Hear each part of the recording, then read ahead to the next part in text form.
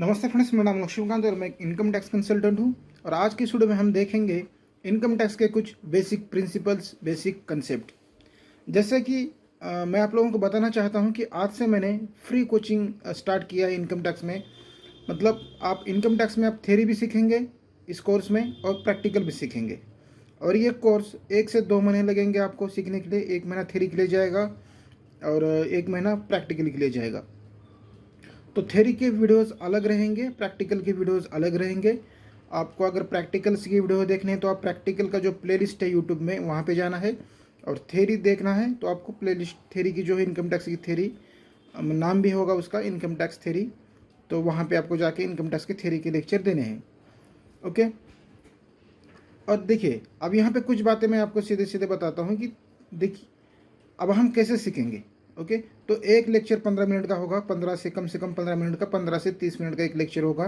क्योंकि ज़्यादा लंबा रखेंगे तो आप भी बोर हो जाओगे और मैं भी, मुझे भी थोड़ा प्रॉब्लम हो जाएगा कंटिन्यूसली सिखाने में। ओके। तो जब भी आपको मन करेगा तब आप देखते, मतलब यूट्यूब में फ्री में ही डालने वाला है, इसका कोई पैसा नहीं, इसका कोई चार्ज नहीं है। आपको कुछ भी क्वेरीज है, कहीं भी डाउट है तो आप कमेंट बॉक्स में लिख के मुझे पूछ सकते हैं। कॉल मत कीजिए, मैं आपको यहीं बता रहा हूँ अभी। कॉल मत कीजिए क्योंकि मैं काम में रहता हूँ तो हर किसी को जवाब नहीं दे सकता। चाहे तो हम संडे को क्वेरीज का सेशन रख लेंगे। हम संडेज को जिस भी व्यक्ति की क्वेरी होगी उसका हम जवाब दे देंगे। 1-2 घंटे का हम Q&A सेशन रखेंगे। ओके। तो मेन मुद्दे पर आते हैं कि हमें क्या सीखना है। इनकम टैक्स रिटर्न सीखना है। और ये कौन सीख सकता है? ये कोई भी सीख सकता है जिसका इंटरेस्ट है सीखने में। ओके। ऐसा नहीं कि वो कॉमर्स फील्ड का ही चाहिए या फिर जिसको इंग्लिश आती, थोड़ी बहुत इंग्लिश आनी चाहिए। मतलब क्या लिखा है ये तो पढ़ने को आना चाहिए, उसका मतलब छोटा बहुत तो आना चाहिए। ओके। तो किसी भी बैकग्राउंड से, चाहे आर्ट रहे, कॉमर्स रहे, या फिर बहुत साल छोड़ के भी, अभी बहुत सारे लोगों का अगर मानो छोड़ के भी 10-15 साल हो गया होगा कॉलेज छोड़ के या फिर पढ़ाई छोड़ के, एजुकेशन छोड़ के, तो वो भी लोग एक कोर्स देख सकते हैं। और इसका फ़ायदा यह है कि आप साइड इनकम कर सकते हैं सर। हर व्यक्ति आजकल रिटर्न भरता है। हर 100 में से 2-4 आदमी रिटर्न भरता है। अगर आपके रिलेटिव में भी अगर आप कोशिश करेंगे ना काम लेने की, तो भी आपको साइड इनकम आराम से हो जाएगा। किसी को लोन चाहिए तो उसके रिटर्न भरना पड़ता है, किसी को बिजनेस लोन चाहिए रिटर्न चाहिए, किसी को हाउस लोन चाहिए तो भी रिटर्न मांगते हैं, इनकम टैक्स रिटर्न, बिजनेस तो है ही, GST रिटर्न है। मतलब साइड इनकम करने के सोर्सेज बहुत है। तो इसी उद्देश्य में ये वीडियो लाया हूँ ताकि आप भी कुछ ना कुछ एक स्किल आपके पास होनी चाहिए। अगर साइड इनकम कर सकते हैं तो आपका जो भी काम है वो कंटिन्यू साथ में रखे काम आप कर सकते हैं। ओके।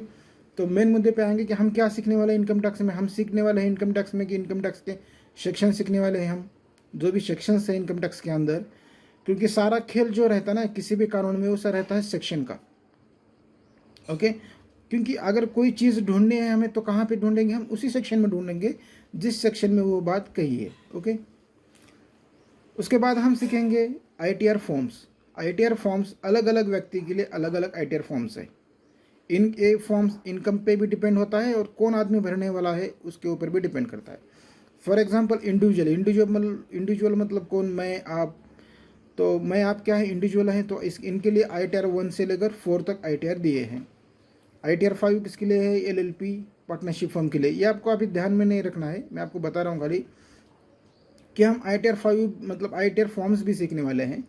उसके साथ साथ हम सीखेंगे कि सॉफ्टवेयर, देखिए रिटर्न भरना है बोले तो सॉफ्टवेयर चाहिए।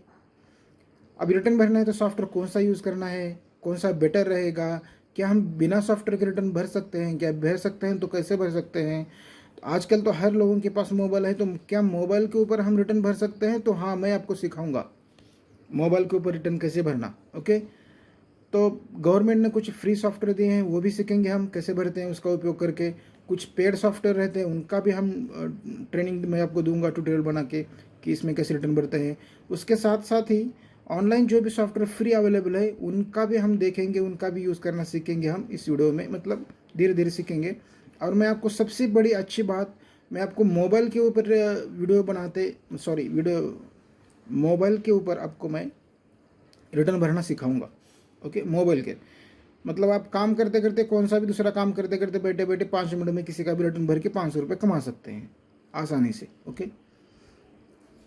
दूसरा रेट है, अभी देखिए आपको स्क्रीन के ऊपर दिख रहा होगा। जब भी मैं बात करूंगा तो आपको मेरे साथ साथ आपको स्क्रीन के ऊपर भी देखना है, क्योंकि मैंने स्क्रीन के ऊपर कुछ बातें लिखी हैं।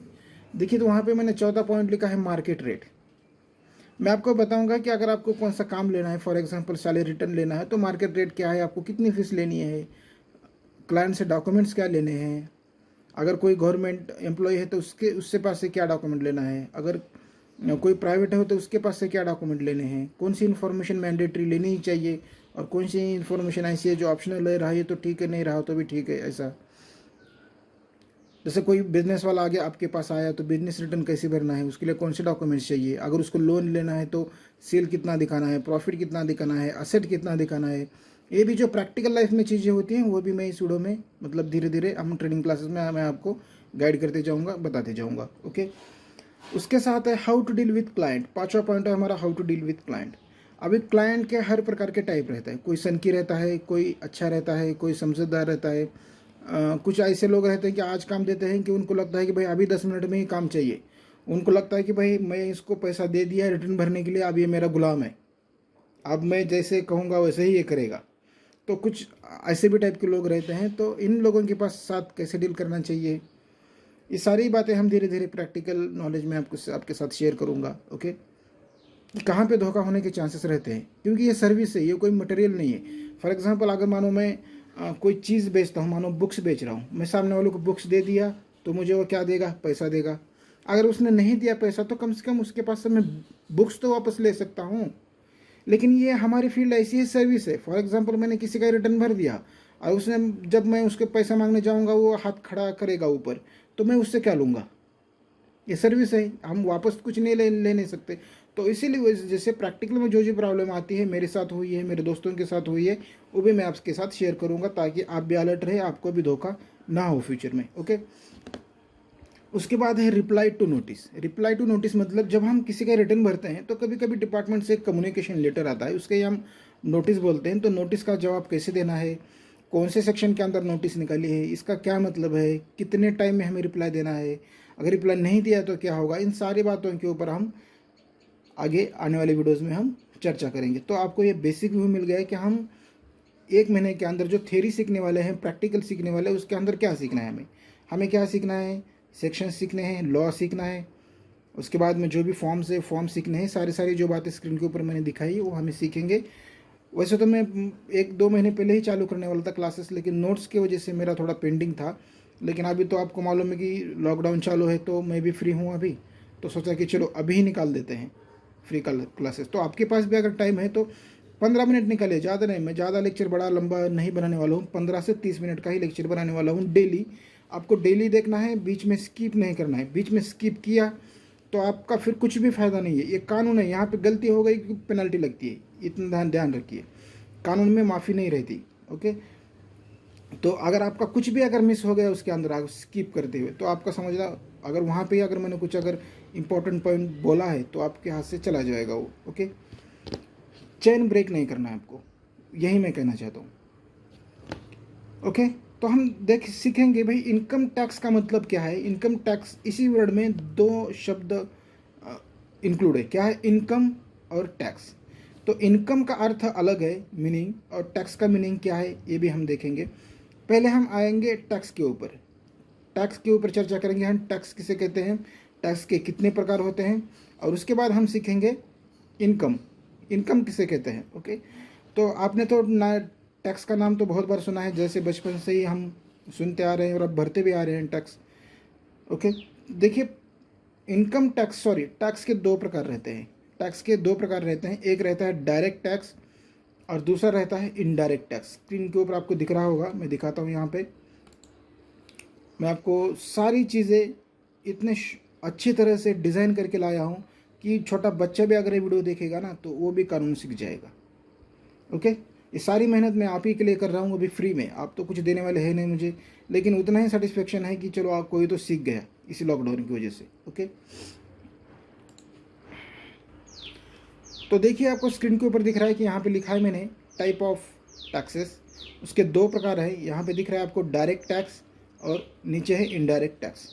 डायरेक्ट टैक्स और इनडायरेक्ट टैक्स, डायरेक्ट का मतलब क्या है, डायरेक्ट मतलब सीधा सरल, तो इसका मतलब है डायरेक्ट टैक्स मतलब हम सीधा गवर्नमेंट को पे करते हैं। डायरेक्ट टैक्स का मतलब क्या है, हम सीधा गवर्नमेंट को पे करते हैं। ओके, उसका एक देखिए, उसके 2 भाग दिए हैं, इनकम टैक्स और दूसरा है tax on undisclosed foreign income and assets, ये आपको ध्यान नहीं देना है, ये छोड़ देना है। ओके, कौन सा छोड़ देना है? देखो इसके ऊपर आप ध्यान मत दो। हमें कहाँ ध्यान देना है? खाली इनकम टैक्स के ऊपर, क्योंकि हम यही सीखना चाहते हैं।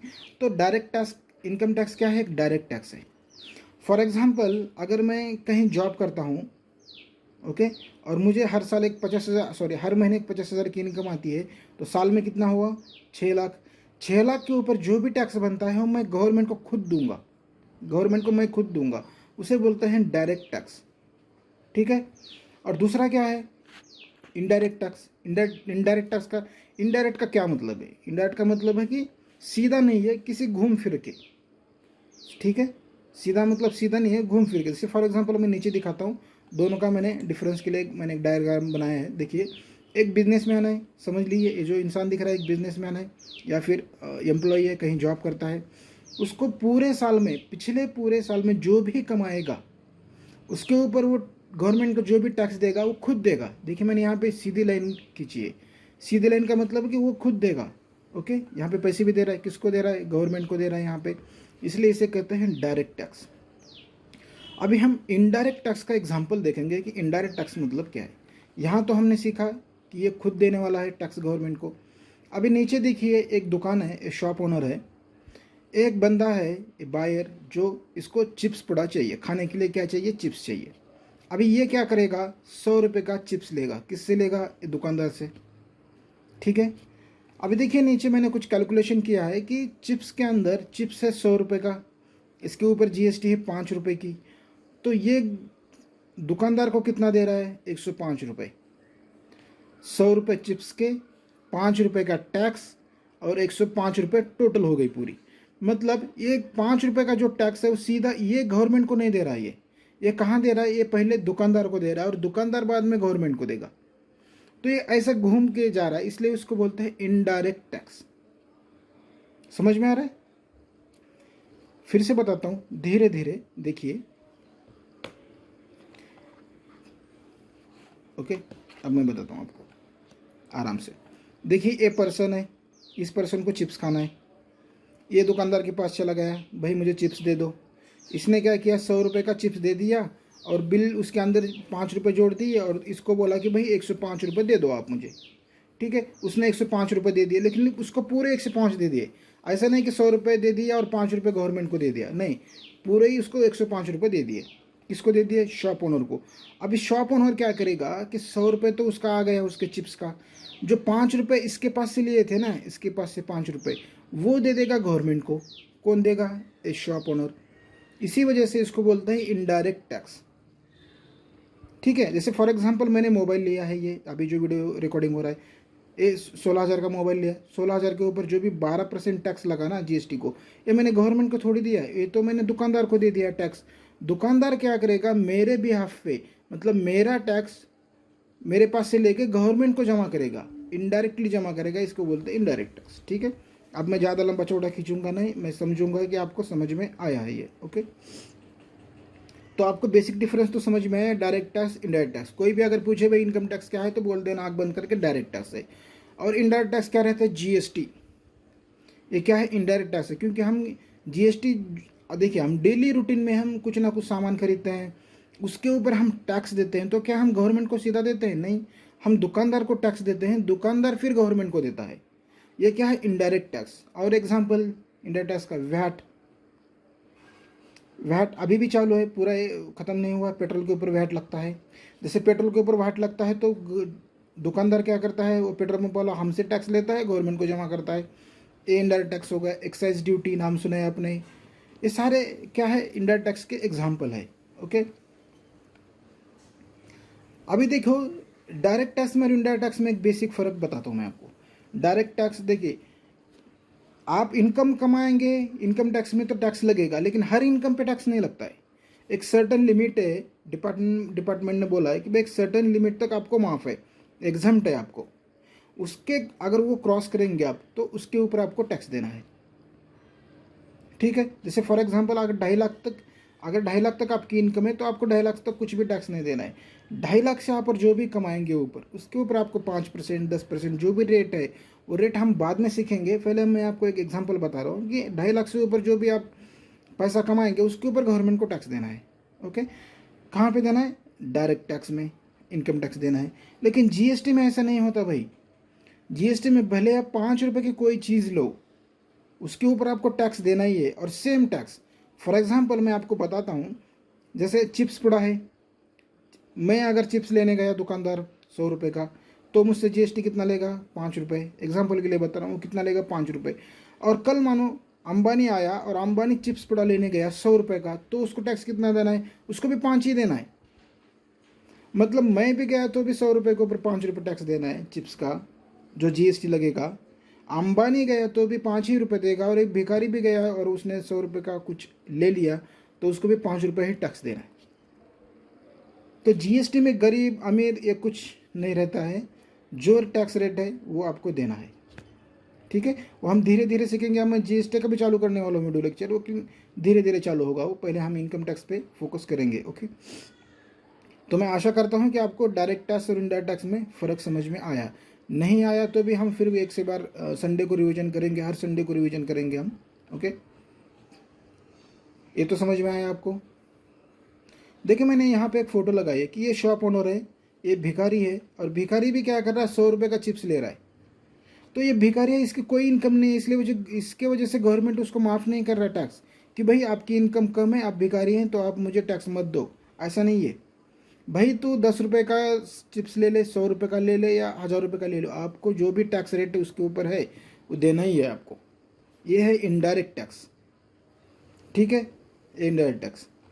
इसका मैंने यहाँ पे चित्र लगाया है कि भिखारी क्या कर रहा है? चिप्स पड़ा ले रहा है और दुकानदार को 105 दे रहा है। 100 रुपये चिप्स के, 5 रुपये टैक्स के, टोटल 105। ओके, और फिर शॉप ओनर क्या करेगा? वो शॉप ओनर जो भिखारी के पास से 5 रुपये लिया है वो गवर्नमेंट को जमा करेगा। एक तारीख दी रहती है डिपार्टमेंट ने कि भाई इस महीने में आप जमा कीजिए, सब लोगों से ले लीजिए, अगले महीने में हमारे 10-20 तारीख तक हमें पैसा दे दीजिए।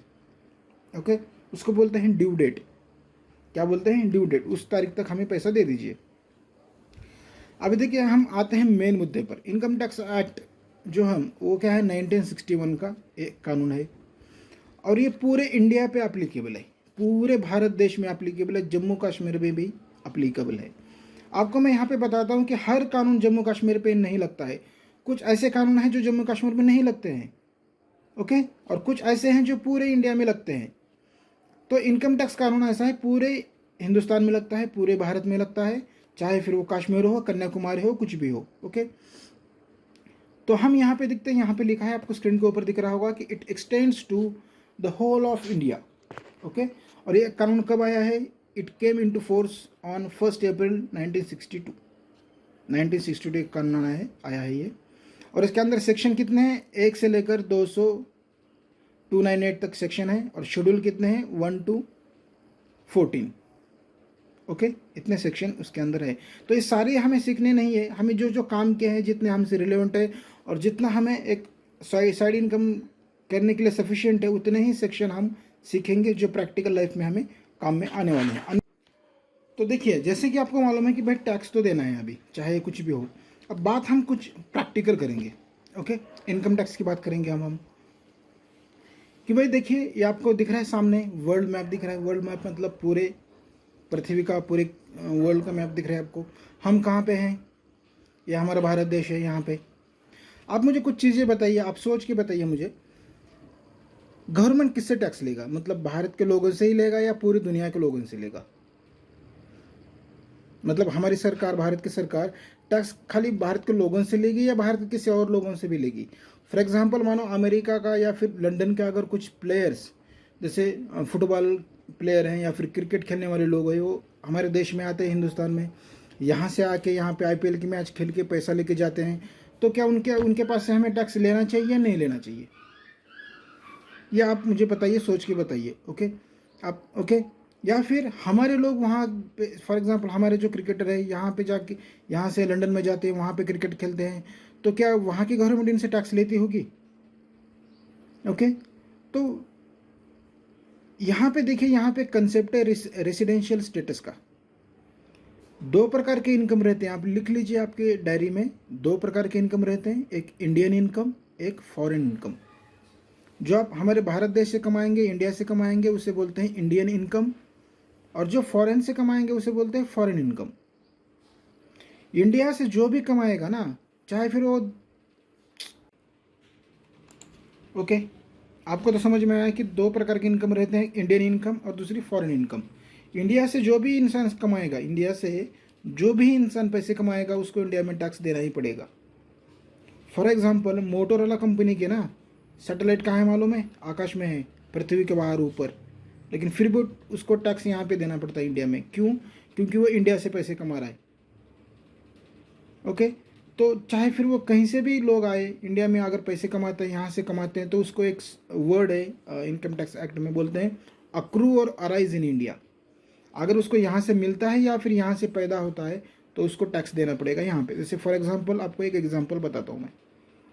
जैसे यहाँ से कोई बंदा है जो अमेरिका चला गया और वहीं सेटल हो गया।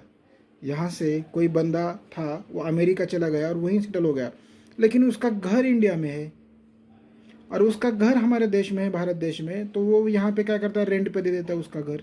फॉर एग्जांपल उसका बड़ा घर है, उसका 50,000 महीना किराया आता है, तो साल का कितना हो गया? 6 लाख।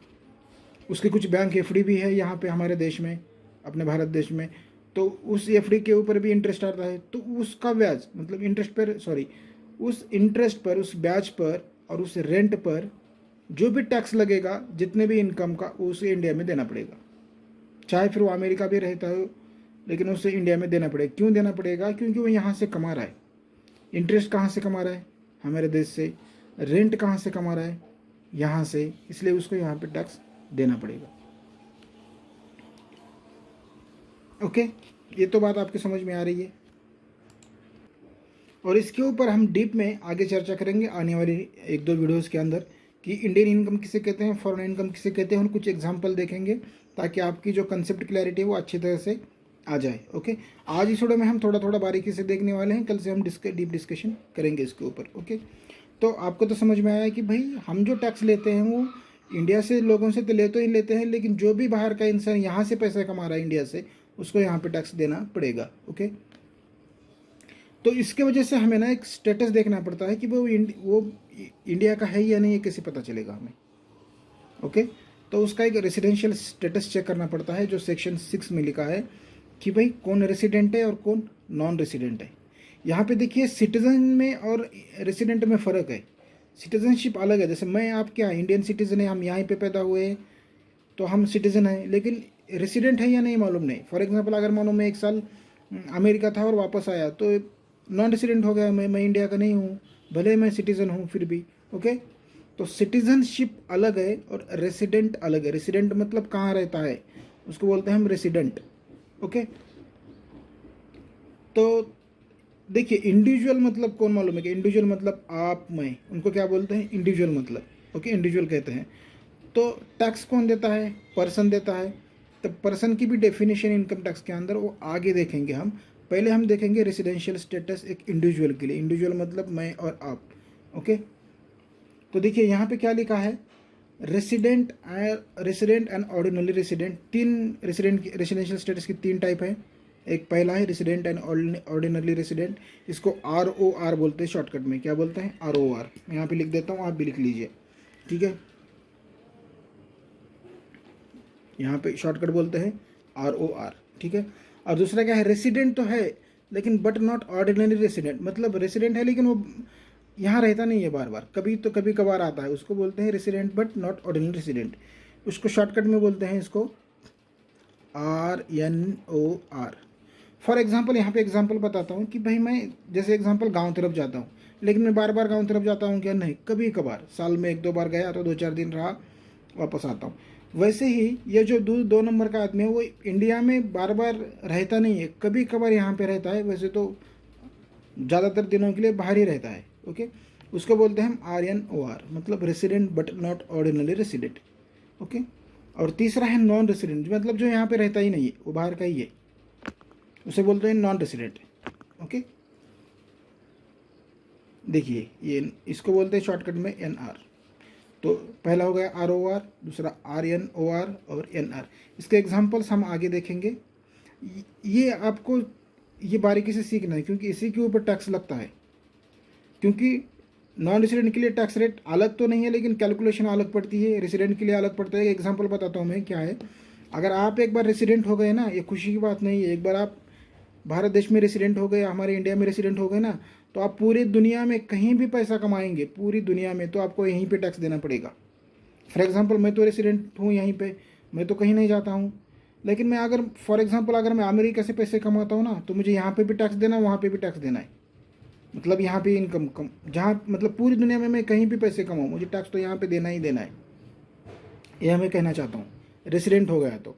लेकिन जो 2 नंबर का है, resident but not ordinary resident, इसमें ऐसा नहीं है। इसमें अगर मैं यहाँ से पैसा कमाता हूँ तो ही टैक्स देना है, यहाँ से मतलब इंडिया से।